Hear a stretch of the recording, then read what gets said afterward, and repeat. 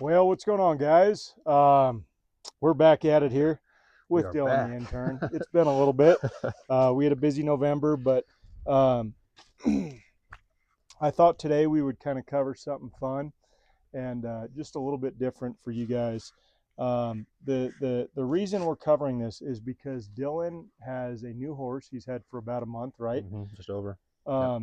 And his question, because this horse has been rode in the Snaffle quite a bit.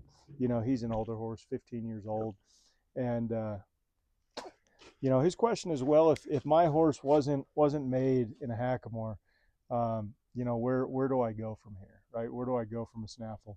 And a lot of guys have different opinions on this, but I'll just give you my 2 cents of what I would do. And the guys that I've rode with, um, a lot of my friends, clients, I give this advice to everybody. So just to clarify, if I am making a horse, I am always for myself or my family going to make a hackamore horse, meaning they're never going to have a bit in their mouth until it's a spade bit. Okay. I make hackamore horses and bridle horses. I don't mess around with, making snaffle horses. I don't snaffle bit a horse at all, unless it's like a client horse that's 10 years old. And that's how they've been trained. Um, there's a lot of reasoning behind it, but you just make a little bit of a softer horse, and it's a level of communication that has absolutely zero pain component to it. So a horse processes information quite a bit easier and is more relaxed, right? If you think about, if I get after a horse in a snaffle, their mouth is substantially more sensitive than skin. Um, so just there's a lot of more reasoning and points behind that, but I won't get into that right now. But yes, if it's a hackamore horse, it's going to be a bridle horse. Now, if you've got a horse, like a lot of horses out there, if you are not raising them from when they're babies and training them, starting them, transitioning through all the hackamore sizes, 2 reins straight up, if you're not doing that, like the majority of the population is not, and that is one, just because of time, and two, because of money too, right? It's expensive to buy, somewhat of a nice colt or filly and raise them for 3 or 4 years before you even start them. And that's a feat that not a lot of people can take on. A lot of time as well. So for the majority of people out there who go out and, let's say you want a pretty nice safe horse that is has a little bit of age on him, has done a little bit of the stuff. So let's say you're looking for a 10-year-old horse, which is probably the most common. Um, and let's say you're looking for a gelding. Me personally, I only ride mares, but a lot of people like geldings. So uh, excuse me. So let's say you go out, you get your 10-year-old horse, and they're in a snaffle, and you're like, well, where do I go to from here? One, if it's a snaffle bitted horse, you can just ride him in a snaffle, Stay right? there. But two, you know, you don't have to ride a bridle horse or a horse that's straight up in a spade bit to take pride in your horse, right? And to teach them more refined, beautiful movements. Um, I would say that a bridle horse, a true bridle horse, just has the maybe 5% that other horses don't. So what I mean by that is, a lot of horses you can get to 90% pretty quick, right? And in pretty much any equipment. Um, you can get to 95% with quite a bit more work, right? So let's say it takes you 5 years to get to 90%. It may take you another 5 years to get to 95%, and it may take you 10 years to get to 100%, right? That last 5% can take you, you know, um, double, triple what it took you to just, go the first, 90% or 95%. My point is, right, all I'm trying to get at is that the last 5% of what a bridle horse is um, just takes substantially more time and foresight and, refinement. But every horse doesn't need that, and every rider doesn't need that. That's just kind of, when you want to push yourself in your horse, you can do that. But the 10-year-old horse doesn't need to be pushed to that point. Where they can be pushed to is getting to 95%, right? Or even just getting to 90%. Okay, so what does that look like to me? 90% is a horse can ride off your legs, can stop off your seat, you know, is becoming a pretty good one-handed animal, right? So I can turn, stop, step the forehand over, step the hind over, side pass, all with my seat and my legs, one-handed. Okay, that would be 90%. Now let's say, you know, 95%. That would be being able to do all that stuff one-handed, maybe adding in some higher level maneuvers. So we could even just throw in flying lead changes in there. We could say, you know, maybe even some basic pirouette stuff. We could say even some basic pee-off stuff. Doesn't have to be super fancy like you would see in high level dressage, but just at least the fundamentals of that, good understandings of that, not pushing past your bit. And when, you know, I would say my goal with like client horses or horses that are a little bit further along, I want to try and get to that 95%, right? Getting to the 100%, in my opinion, is kind of reserved for the true bridle horse, to where it is just floating in beautiful movement. And that will take you your entire life and your entire horse's life. And doing all that while roping too. But I digress a little bit. So to the point, if you're kind of in the realm like most people are, of you've got the 10-year-old horse, you're riding him in the snaffle, where to go to now? Well, in the snaffle, right, there's a few options, right?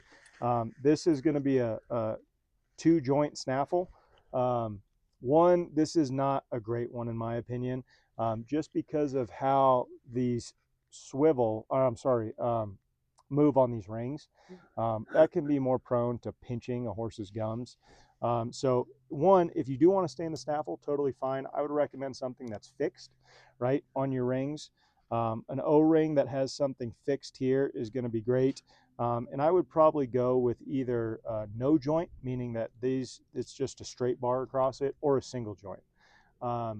You know, single joint is obviously going to be a little bit more aggressive because it's going to poke the horse of the roof of his mouth. I'm sorry, the roof of the horse's mouth when it collapses. You know, if you use it well, it is only one signal, right? You pick up, the horse is going to feel you pick up, and then if they don't respond to that, when you start to collapse the bit, it's only doing 2 things. It's pulling on the bars of the horse's mouth and pushing into their roof, right? This is fine. It's a little bit softer because it's flat when it pushes in the roof of the horse's mouth instead of an acute angle. But this is so much movement. I mean, a horse can't hold that, right? Very difficult, very sloppy, a lot of movement going on in there, but it is softer in my opinion.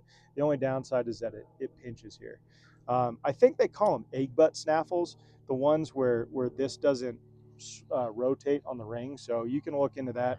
But I'm not a big snaffle person. The only time I use them is if we have a client horse that specifically is trained in that and they want them rode in that. Yeah, so let's say you've got the horse going in the snaffle, right? And you know, you're riding in something like this.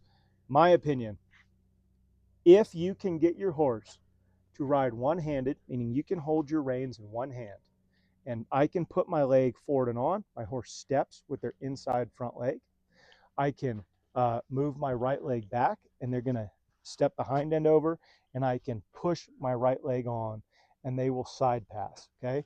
If I can do all of that, ride one-handed fairly comfortably, doesn't have to be perfect, but fairly comfortably, walk, trot, and lope both directions, it is time to go to a different bit, okay? So when you can do that, there are a lot of different mouthpiece options, but the spade bit is reserved for Hackamore horses, in my opinion. This would be a good option. So this is a Capriola's bit. I don't even think they sell these. In fact, I know they don't sell these anymore.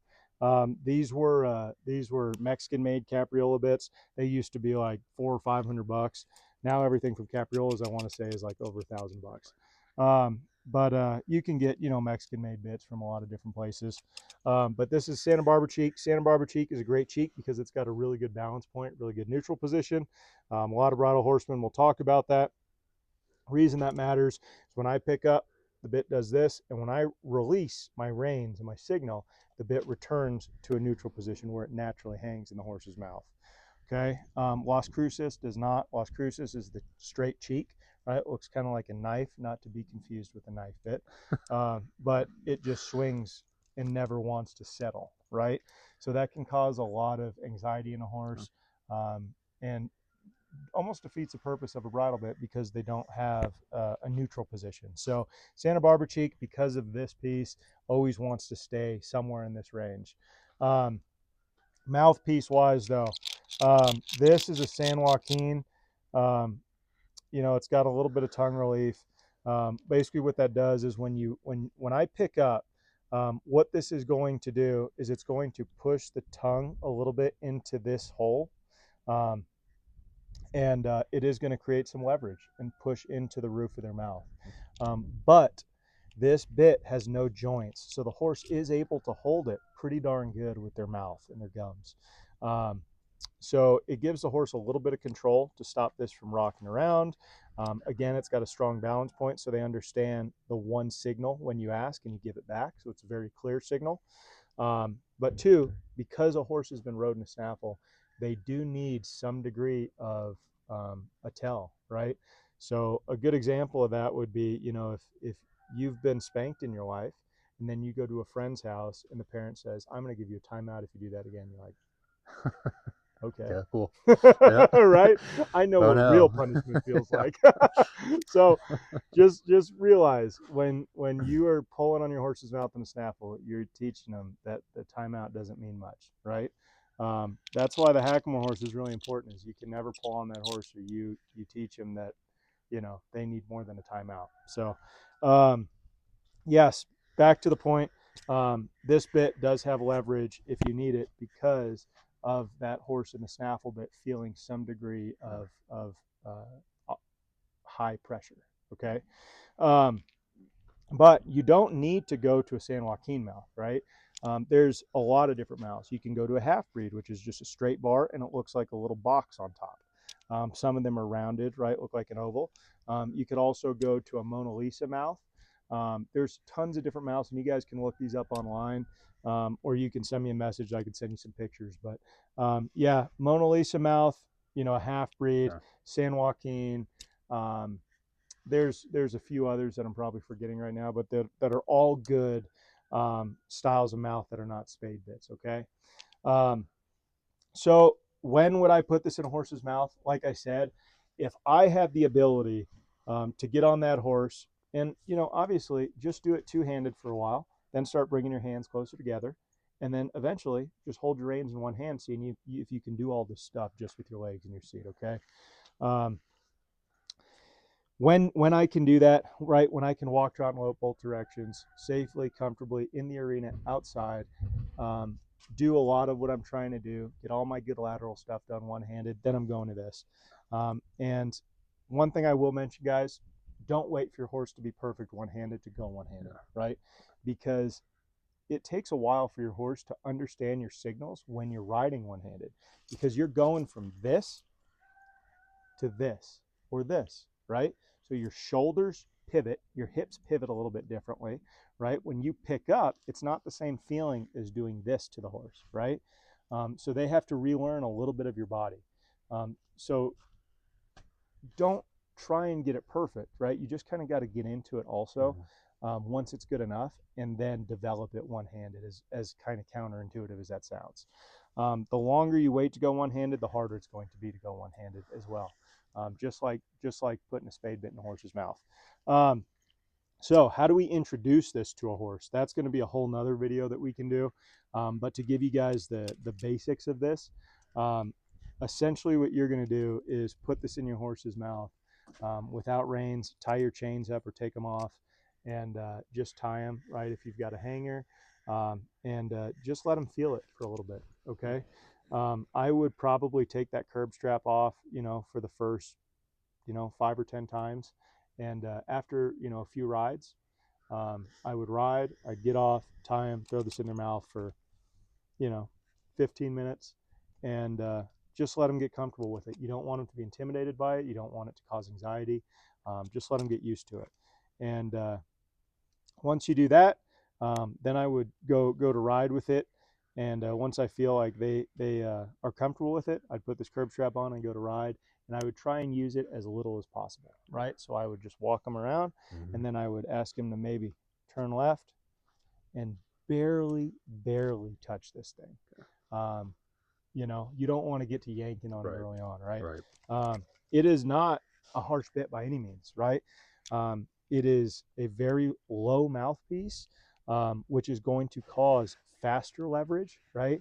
So you got to be careful with that, but it's not a harsh bit because it doesn't have multiple joints, right? This isn't going to break in the middle and poke the horse's mouth. It is one signal and then just bumps the roof of the mouth, right? So this is not really a painful bit. And no California style bridle bits are not, none of them are designed to be painful bits, right? So case in point, guys, is this making sense? Yeah, 100%. Okay. Absolutely.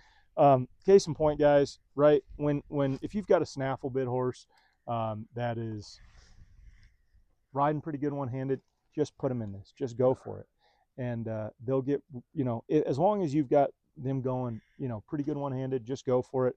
Put them in this and get to riding one-handed. You know, it's you don't want to leave them in a snaffle their entire life. And, you know, it'll be fun for you guys because you can pick up a nice bit. You'll take pride in it. Your horse is going to take pride in it.